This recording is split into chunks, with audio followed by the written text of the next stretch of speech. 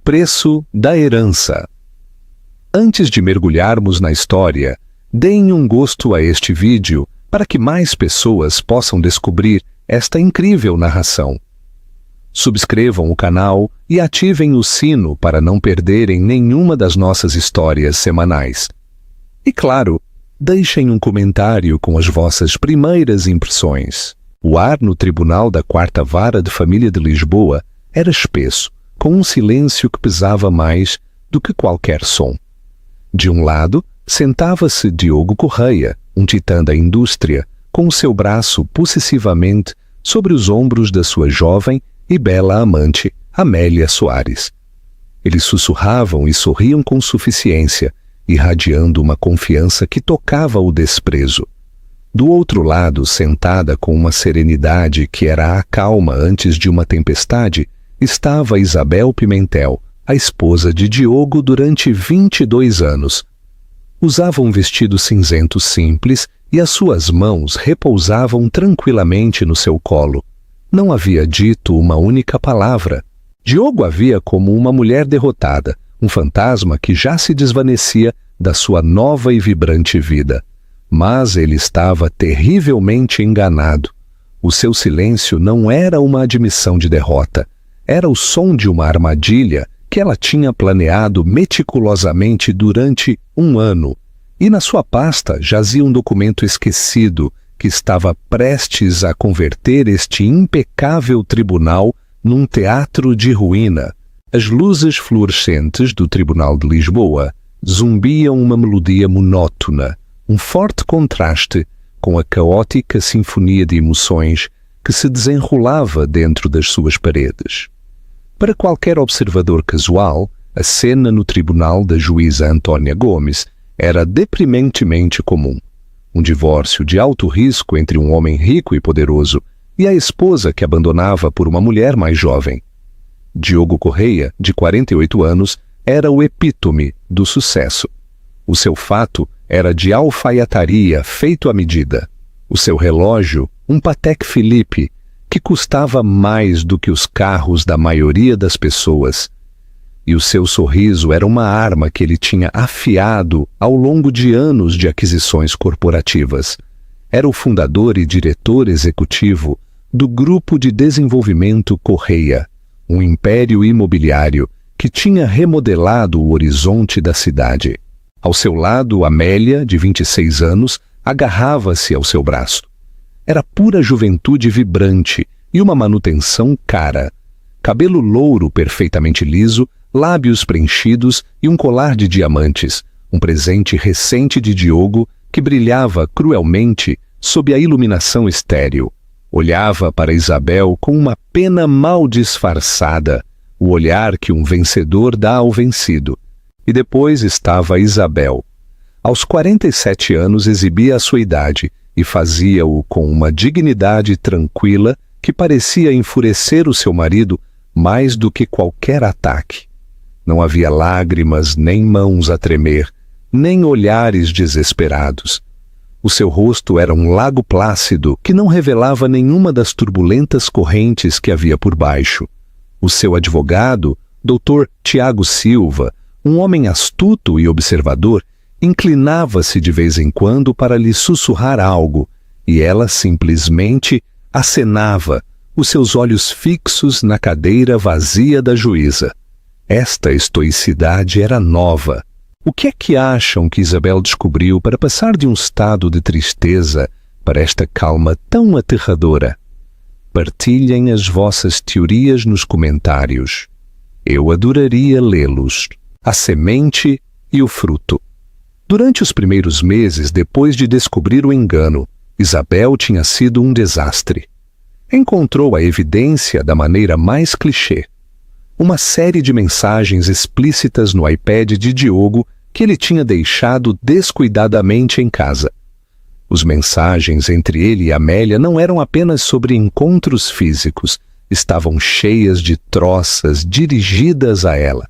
Chamavam-lhe o alicerce, uma necessidade fria e aborrecida sobre a qual Diogo tinha construído o seu palácio, mas que em breve seria arrasada para dar lugar a uma estrutura mais bonita e moderna.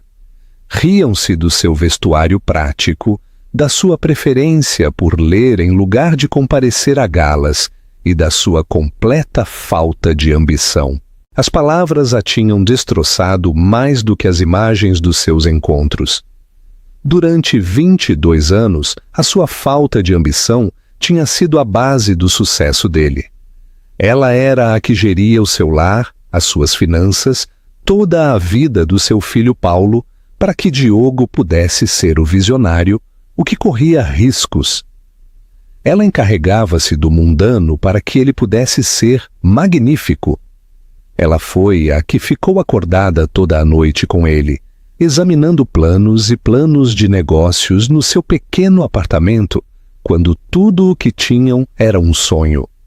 Tinha sido a sua companheira em todos os sentidos da palavra, a coautora silenciosa e sem reconhecimento da sua história de sucesso.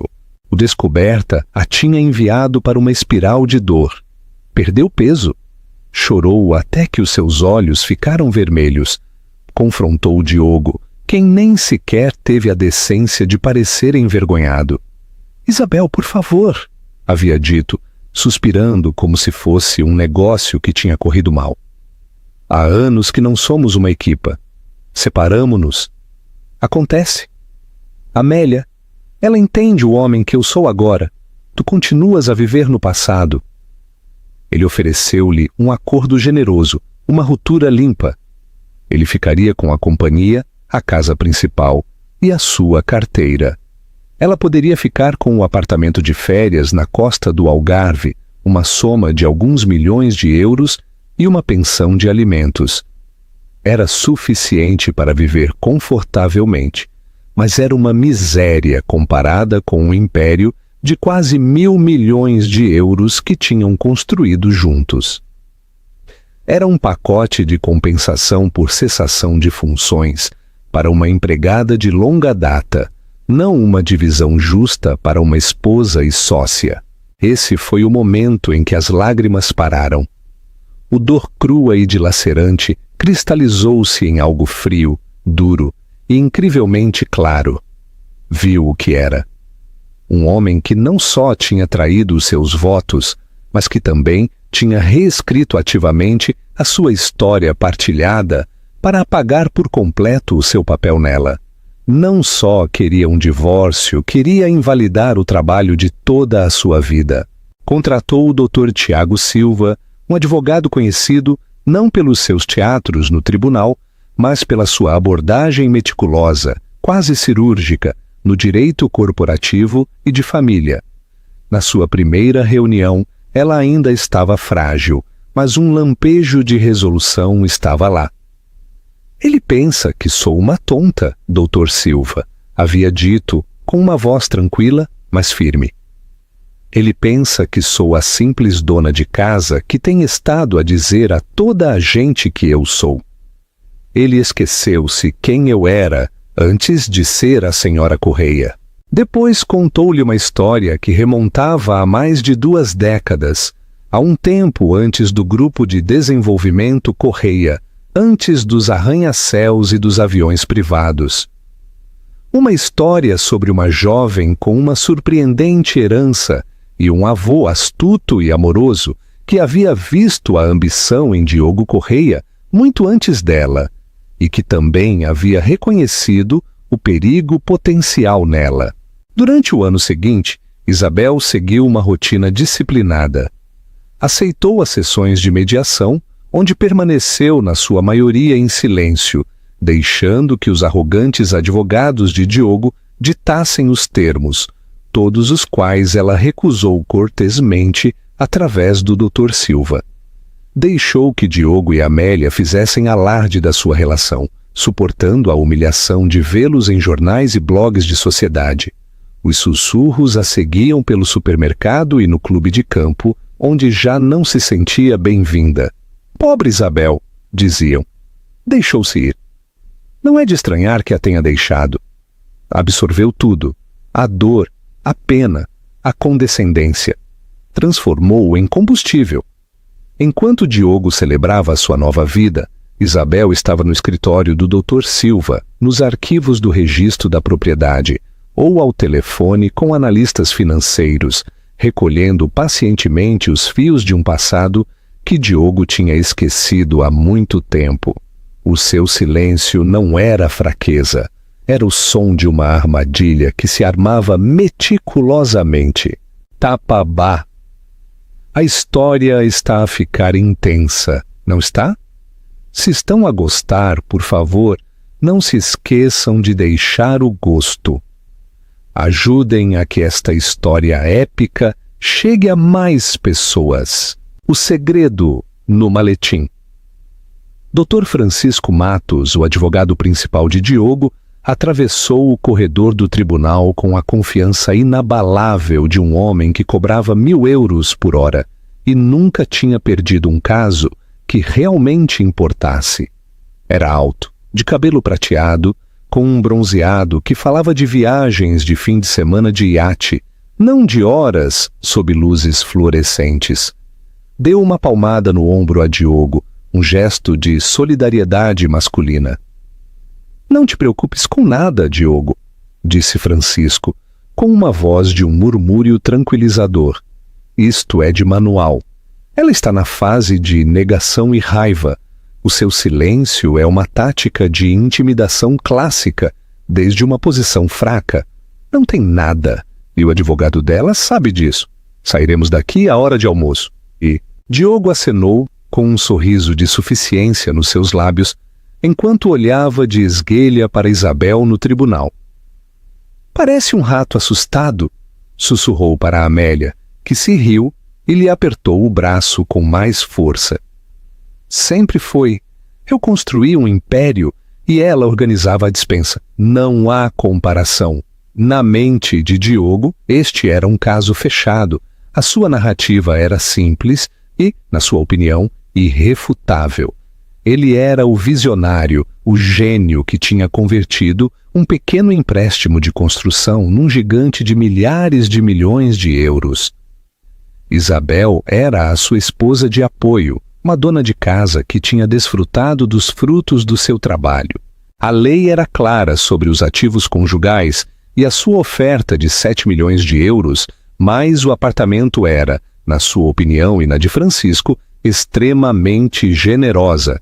Era certamente mais do que qualquer juiz lhe outorgaria a um cônjuge não contribuinte. A pista-chave, como Francisco havia explicado na sua última reunião de estratégia, era enquadrar corretamente o papel dela. Celebramos o seu papel como mãe e esposa, claro, mas estabelecemos firmemente que não teve nenhuma participação no negócio, nem opiniões sobre os negócios, nem contribuições financeiras, nem ideias estratégicas. Ela era a CEO do lar, não da sala de reuniões. O juiz verá a distinção. Diogo havia fornecido de imediato uma lista de provas. Apontou décadas de atas de reuniões da direção, onde o nome de Isabel nunca aparecia. Tinha declarações juradas de parceiros comerciais que só a tinham conhecido em festas de Natal. Enfatizou que o seu título universitário era em História da Arte, dificilmente uma qualificação para o desenvolvimento imobiliário. Amélia, entretanto, vivia no futuro que Diogo tinha pintado para ela. Já tinha escolhido os novos móveis para a casa principal, uma mansão de 15 mil metros quadrados que Isabel havia desenhado e decorado meticulosamente. Havia passado horas em websites de luxo, criando listas de desejos para a sua nova vida juntos. Diogo lhe havia prometido tudo: um casamento no Douro, uma posição como chefe da nova Fundação Beneficente Correia, um projeto de vaidade com um escritório de canto e um orçamento significativo. Lisquet havia feito crer que estava a assumir um papel, que Isabel era demasiado pequena, demasiado simples, para preencher verdadeiramente. É só uma formalidade, querida, tranquilizou Diogo enquanto esperavam pela juíza. Assim que isto terminar, finalmente poderemos anunciar o nosso noivado, não mais esconder-nos, Vou comprar-te esse anel que querias este fim de semana. Amélia sorriu. O anel era um diamante canário impecável de 8 quilates que tinham visto numa joalharia privada. O seu preço era mais do que o salário anual da maioria dos diretores executivos. Para ela, era um símbolo da sua vitória. A arrogância de Diogo era uma fortaleza construída, tijolo a tijolo, ao longo de 2 décadas de sucesso. Cada negócio que fechava, cada edifício que se levantava sob o seu nome, cada perfil adulador nas revistas, havia reforçado a sua crença no seu gênio singular. Há muito tempo os tinha convencido de que o tinha feito tudo sozinho. As primeiras contribuições de Isabel, o seu apoio emocional, os sacrifícios que fez, tudo se tinha desvanecido da sua memória, editado da história oficial que se contava a si mesmo e ao mundo. E ao Francisco Matos sentia a mesma confiança. Havia interrogado Isabel umas semanas antes. Ela tinha sido educada, tranquila e as suas respostas breves. A senhora Correia alguma vez assistiu a uma reunião da direção do Grupo de Desenvolvimento Correia? Lhe havia perguntado Francisco. Não, respondeu Isabel. Alguma vez negociou diretamente um negócio de aquisição de terras? Não. Teve algum papel profissional, remunerado ou não, dentro da estrutura corporativa? Não. Era perfeito. Ela estava a admitir tudo. Francisco tinha terminado o interrogatório sentindo-se completamente triunfante. O Dr. Tiago Silva simplesmente se tinha sentado ali a tomar notas, com um pequeno sorriso indescritível no seu rosto. Francisco o havia desdenhado como a falsa bravata de um advogado que sabia que estava em desvantagem. O homem tinha trazido uma faca para uma luta de mísseis, assim que, enquanto se sentavam no tribunal, a equipa de Diogo, Amélia, Diogo e Francisco, era uma imagem de vitória relaxada e inevitável. Viam o processo não como uma batalha, mas como uma coroação da sua nova realidade. Viam o silêncio de Isabel como a bandeira branca da rendição. Não tinham ideia de que era a silenciosa e paciente contagem regressiva de uma bomba, a cláusula de turpitude moral. Para entender o documento que esperava na pasta do Dr. Tiago Silva, tinha que retroceder 23 anos ao cartório poeirento de um advogado numa vila muito mais pequena, e a um homem chamado Carlos Pimentel. Carlos era o avô materno de Isabel, um homem forjado pelas dificuldades do pós-guerra e o pragmatismo. Não era ostentoso. Havia construído uma bem-sucedida empresa de construção regional através de negócios de aperto de mão, uma obsessão pela qualidade e uma assombrosa habilidade para ler as pessoas. Adorava Isabel, a sua única neta. Lhe havia ensinado a ler um mapa topográfico, a estimar os custos da madeira e, o mais importante, a ver o alicerce de uma coisa, quer fosse um edifício ou a ambição de uma pessoa. Quando Isabel levou Diogo à casa pela primeira vez, Carlos foi educado, mas tranquilamente observador. Diogo era encantador, bonito e cheio de sonhos inebriantes. Falava de torres e de impérios, de mudar a face da cidade. Isabel, que estava profundamente apaixonada, foi arrastada pela sua visão. Carlos viu algo mais. Viu uma ambição tão vasta que tocava a ganância. Viu um jovem que estava apaixonado por Isabel. Sim, mas que também estava apaixonado pela ideia do que ela poderia ajudá-lo a fazer.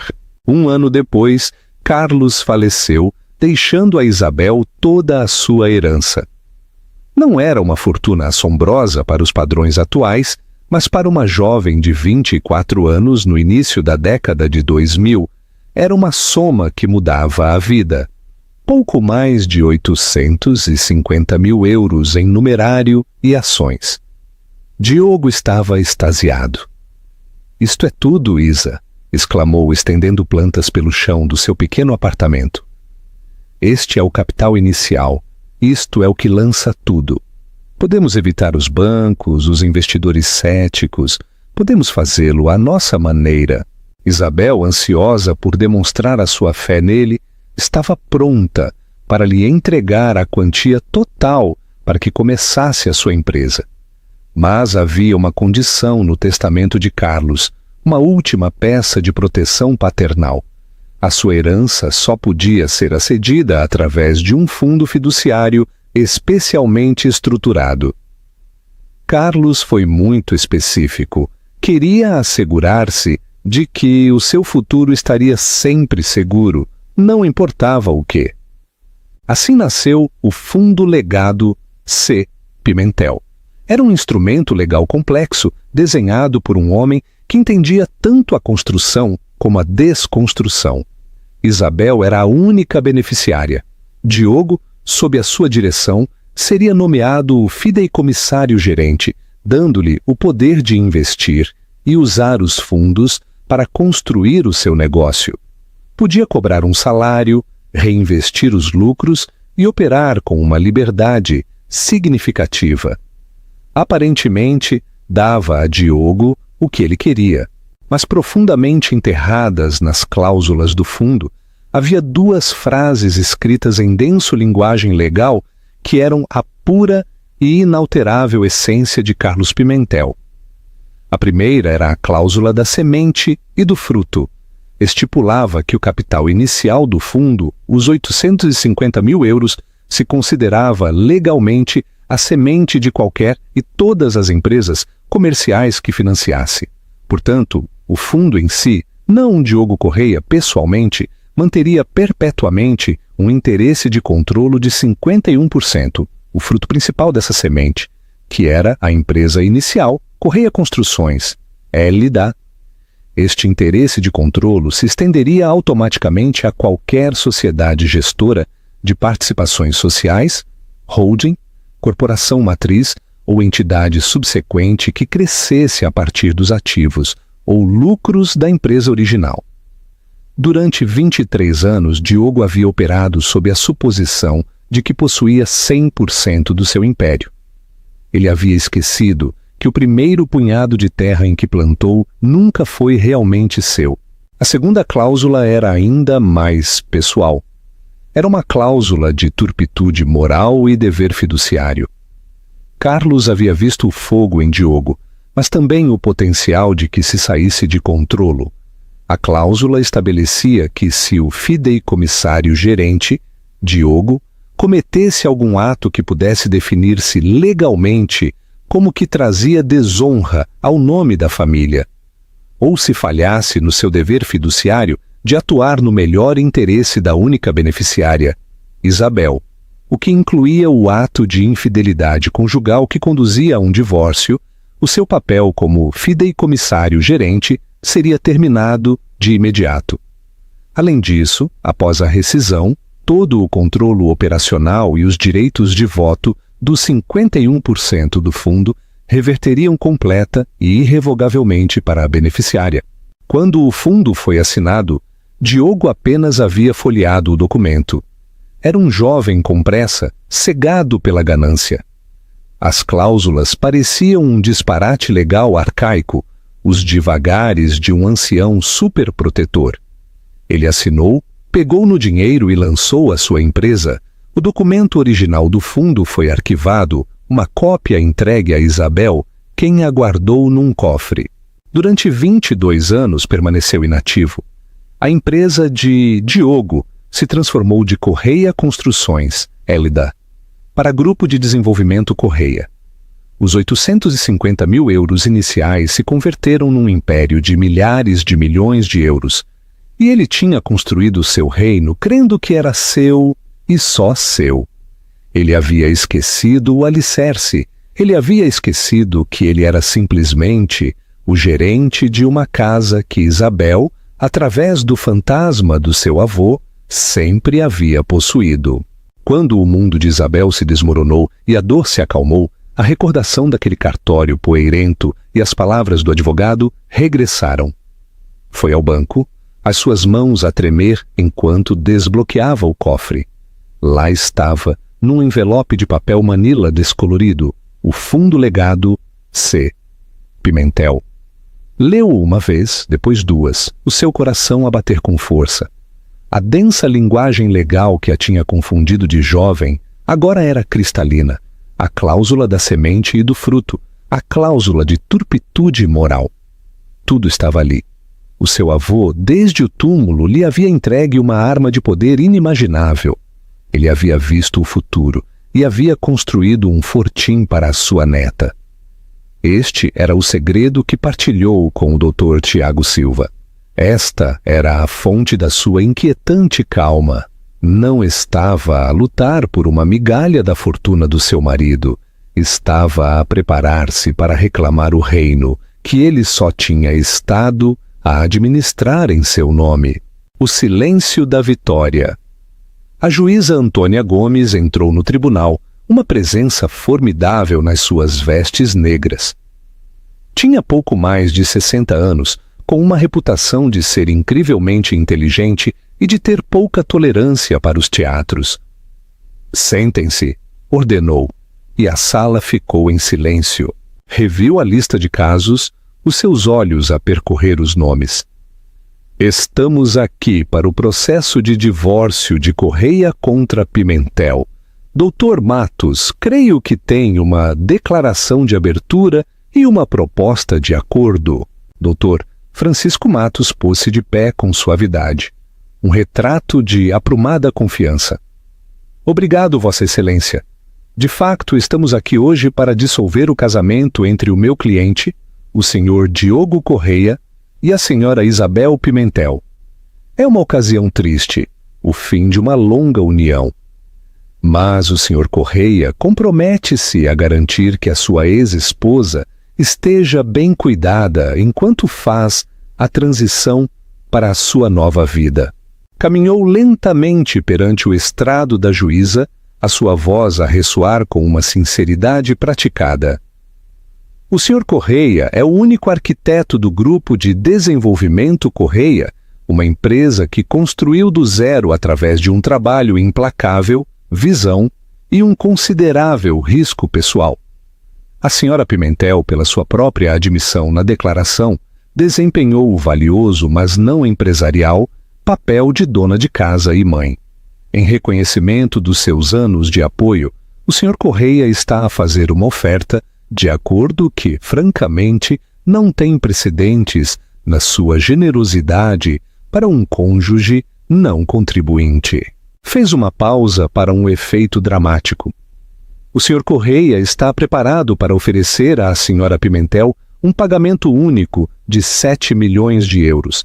Além disso, receberá o título completo e sem ônus da sua propriedade de férias na costa do Algarve, avaliada em aproximadamente 2 milhões de euros. Este acordo de 9 milhões de euros é mais do que suficiente para que a Sra. Pimentel viva com extrema comodidade pelo resto da sua vida. Cremos que isto não é só justo, mas extraordinariamente generoso, e esperamos resolver este assunto hoje." Sentou-se. Diogo lhe deu um subtil gesto de aprovação. Amélia lhe apertou subtilmente a mão debaixo da mesa. Acabou. Tudo o que Isabel tinha que fazer era aceitar a pilha de dinheiro e desaparecer. A juíza Gomes olhou para o outro lado da mesa. "Doutor Silva, a sua resposta." Dr. Tiago Silva pôs-se de pé. Era o oposto físico de Francisco Matos, mais baixo, mais compacto. O seu fato funcional, em lugar de vistoso, irradiava uma tranquila competência.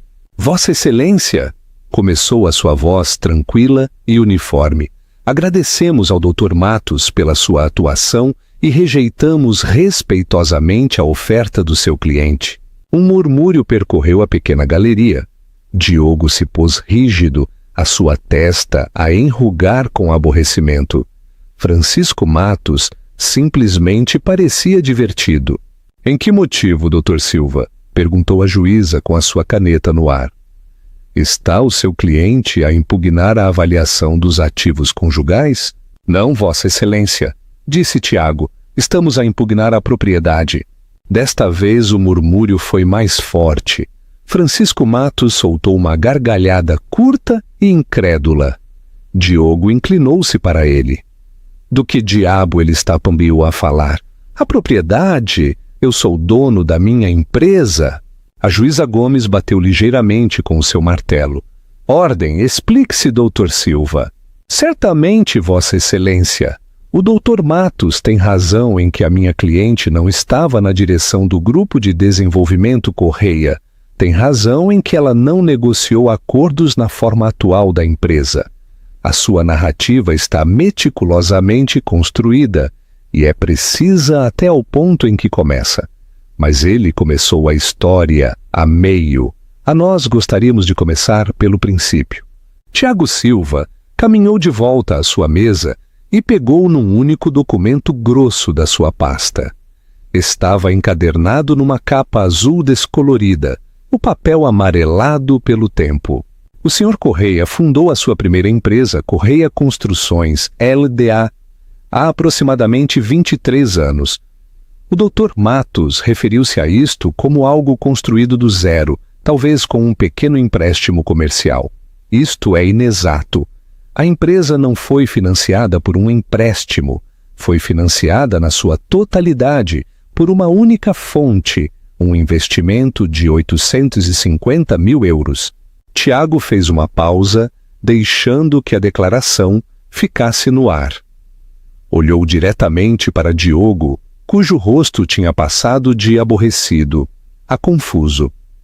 Estava a procurar na sua memória os engrenagens a girar. Este capital, continuou Tiago, a sua voz a baixar ligeiramente, não proveio do Sr. Correia, proveio da minha cliente, a senhora Isabel Pimentel, como o único desembolso de uma herança que lhe deixou o seu avô, o Sr. Carlos Pimentel.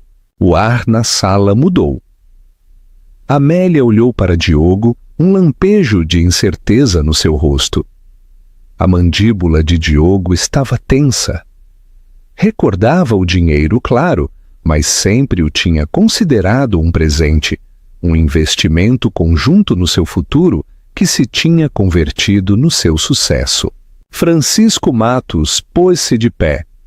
Vossa Excelência, objeção. Mesmo que isto seja verdade, o que necessitaríamos verificar, o dinheiro dado no começo de um casamento é um ativo conjugal. Não dá à senhora Pimentel a propriedade de uma corporação de 1.000 milhões de euros 23 anos depois. É uma contribuição e a oferta de 9 milhões de euros mais do que generosamente reembolsa essa soma inicial. A juíza Gomes olhou para Tiago. Tem um ponto, conselheiro. Onde quer chegar com isto? Dr. Tiago Silva esboçou o mais leve dos sorrisos. Era a mesma expressão indescritível que havia usado no interrogatório. Vossa Excelência não foi um presente, não foi um empréstimo. Foi um investimento regida por um contrato legalmente vinculativo. Um contrato que o próprio Sr. Correia assinou. Caminhou para a frente e colocou o documento encadernado em azul na secretária do escrivão para que fosse marcado como uma prova. Apresento ao tribunal a prova A, o acordo de fundo fiduciário fundacional para o fundo legado C. Pimentel, datado de 14 de maio de 2002. Diogo Correia olhou para o documento como se fosse uma cobra. O nome ressoou nas distantes abóbadas da sua memória. Uma peça de papelada velha e aborrecida que havia assinado apressadamente num rompante de ambição juvenil, um obstáculo entre ele e o dinheiro que necessitava. Nunca havia voltado a pensar nisso. Até agora, Isabel permaneceu perfeitamente quieta, com as mãos cruzadas no seu colo.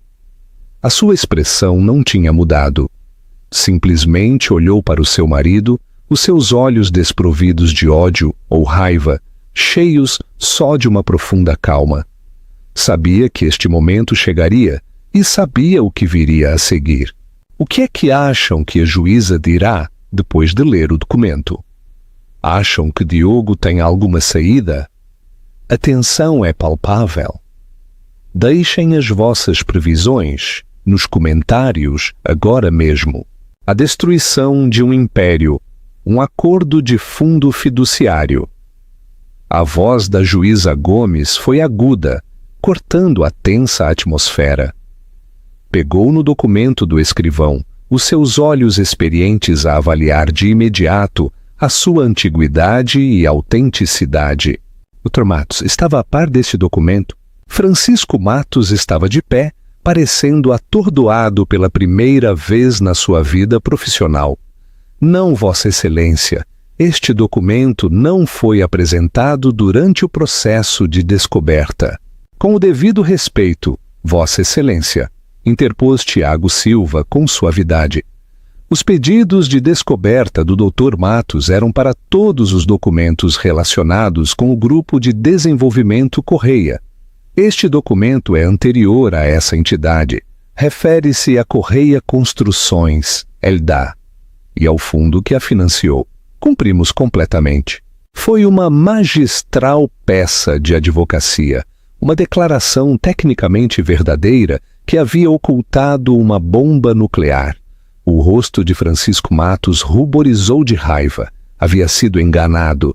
Diogo agora estava inclinado para a frente, os seus nós dos dedos brancos enquanto se agarrava à beira da sua mesa. Sussurrava furiosamente a Francisco. Não é nada. É só uma coisa velha da família. Diz-lhes que é irrelevante. A juíza Gomes ignorou o alvoroço, pôs uns óculos de leitura e começou a ler o documento em silêncio. O tribunal estava tão tranquilo que o estalido do papel velho soava como uma fogueira a crepitar.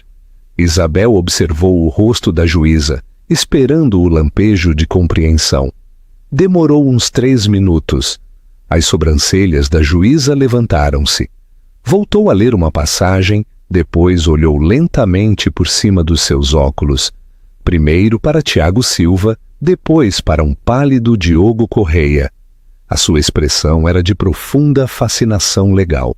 Doutor Silva, disse a sua voz agora com um novo tom de gravidade. Gostaria de dirigir o tribunal às passagens relevantes? Com muito gosto, Vossa Excelência, respondeu Tiago. Primeiro o dirigiria ao artigo 4, secção B, que chamamos a cláusula da semente e do fruto. A juíza Gomes encontrou a secção. Por favor, leia-a para que conste em ata, Dr. Silva. Tiago limpou a garganta. O capital inicial deste fundo, doravante denominado o capital semente, se for investido numa nova empresa comercial, gerida pelo fideicomissário designado, outorgará ao fundo um interesse de controlo perpétuo e imutável de 51% em dita empresa.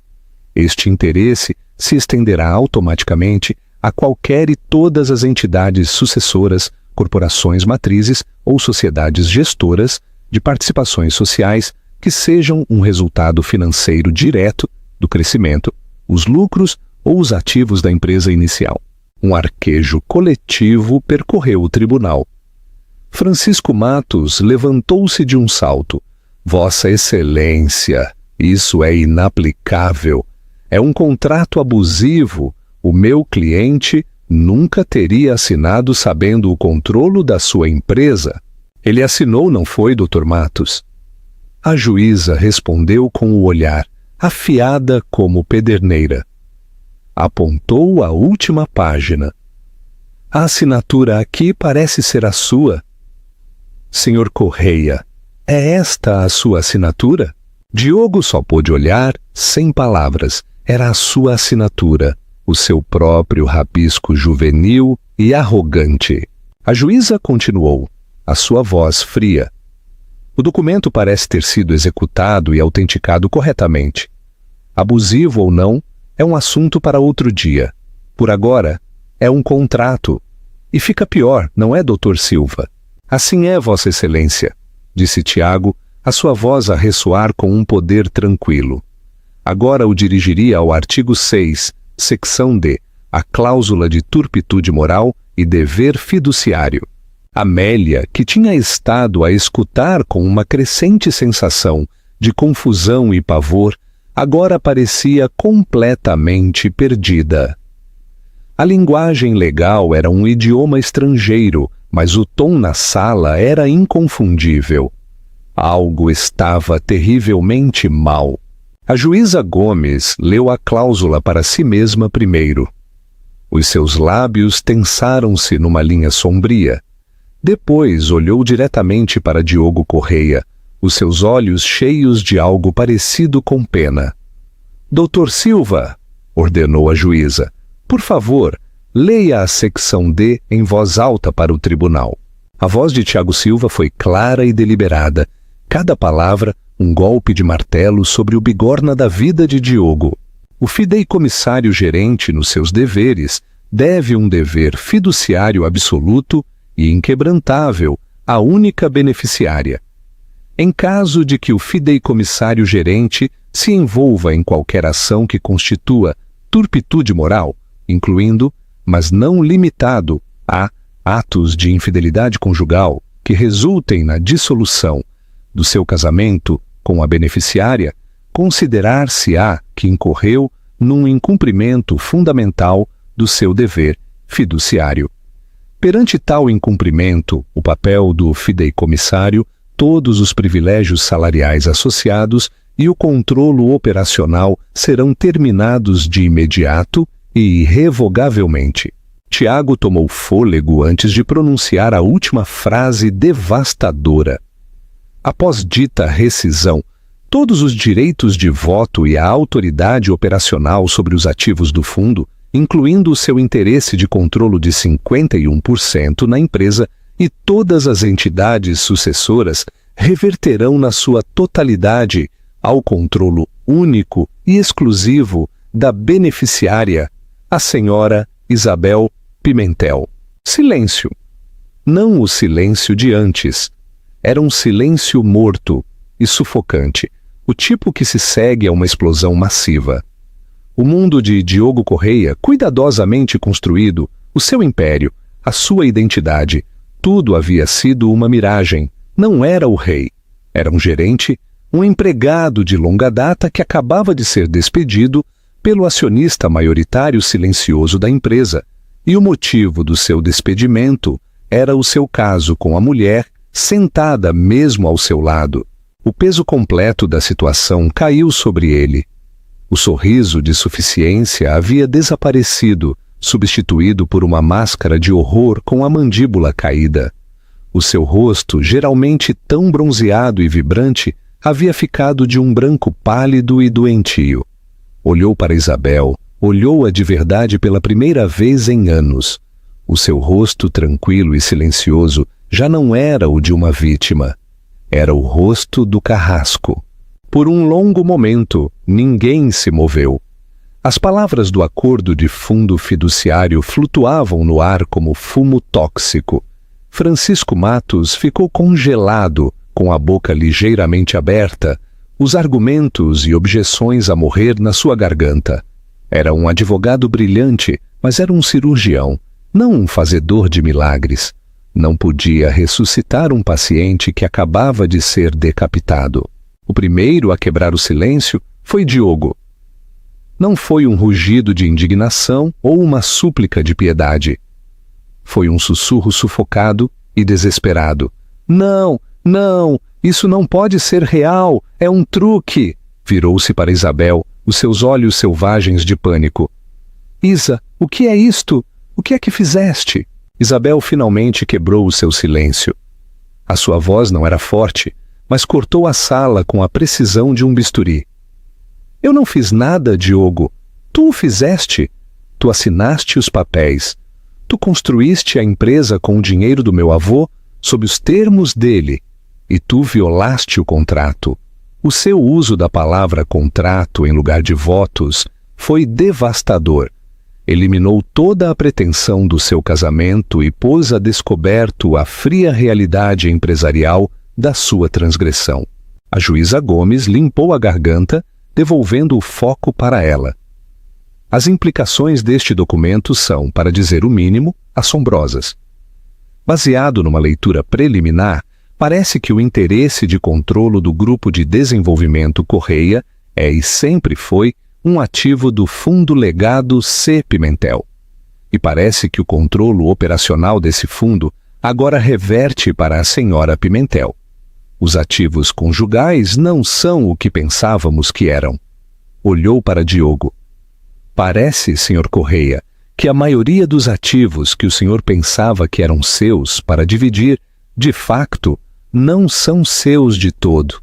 Este foi o ponto de viragem. As implicações legais eram uma coisa, mas a humilhação pessoal pública era outra. Mas o golpe final não foi dirigido a Diogo, foi dirigido a Amélia. Amélia Soares havia estado a observar isto como um jogo de ténis, a sua cabeça a girar dos advogados para a juíza, para Diogo. A cor tinha desaparecido do seu rosto à medida que a realidade da situação lhe caía em cima. O dinheiro, a casa, a fundação, o status, tudo estava ligado à propriedade da empresa por parte de Diogo. Ainda se agarrava a uma lasca de esperança, a esperança de uma mulher que crê no poder do homem que ama. Virou-se para Diogo, a sua voz um sussurro assustado. Diogo, o que é que isto significa? Diz-me o que é que isto significa. Antes de Diogo poder responder, a juíza Gomes falou, a sua voz não deixando lugar a ilusões. Olhou para Amélia, não com crueldade, mas com uma franqueza que era brutal na sua clareza. Significa, senhora Soares, disse a juíza, que a vida que o senhor Correia lhe prometeu foi construída sobre um alicerce que ele não possuía. A fortuna que usou para a encantar, as casas que lhe ofereceu, a mesma empresa que lhe dá o seu nome. Segundo este documento, mais da metade de tudo sempre pertenceu à senhora Pimentel. A juíza depois deu o golpe fatal. Voltou a olhar o documento do fundo fiduciário.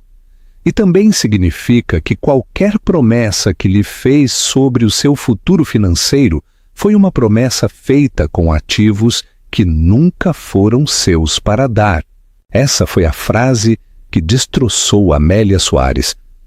Não se tratava só do dinheiro, era a aniquilação completa e total da sua realidade.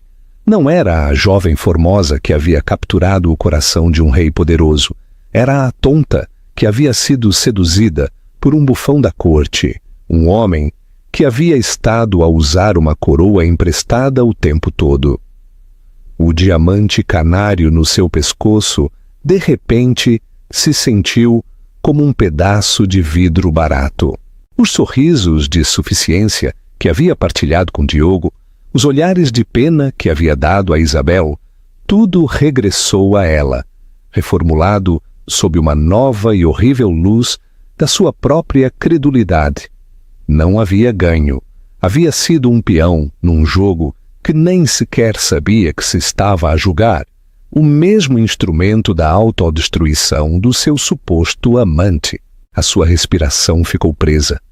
Um som baixo e gutural escapou da sua garganta, uma mistura de soluço e arquejo. O seu rosto perfeitamente maquilhado se contorceu numa máscara de pura agonia. O mundo em que tão confiantemente havia planeado entrar acabava de se evaporar no ar, revelando um abismo aberto debaixo dos seus pés. Não, choramingou, a abanar a cabeça. Não, ele mo prometeu. Os seus olhos reviraram, o seu corpo se afrouxou e deslizou do lado da sua cadeira, colapsando no chão do tribunal, num monte de tecido de designer e sonhos destroçados. O caos estalou. O oficial de justiça apressou-se a avançar. Código azul no Tribunal 4B, gritou no seu rádio. Francisco Matos esforçou-se por ajudá-la, enquanto Diogo só olhava para a sua forma encolhida no chão, a sua mente finalmente completamente partida pela magnitude da sua ruína. E através de tudo isto, Isabel Pimentel sentou-se perfeitamente quieta. Não olhou para Amélia no chão, não olhou para o rosto horrorizado do seu marido. Simplesmente olhou para a frente, para a juíza. A sua expressão imutável, o seu silêncio tranquilo e digno, finalmente havia sido entendido. Não era o silêncio da derrota, era o silêncio da vitória. Que final de capítulo! Se gostaste desta história, subscreve para mais dramas da vida real. Partilha este vídeo com um amigo e, o mais importante, deixa um comentário com os teus pensamentos. Que lição tiram da história de Isabel? Falemos disso.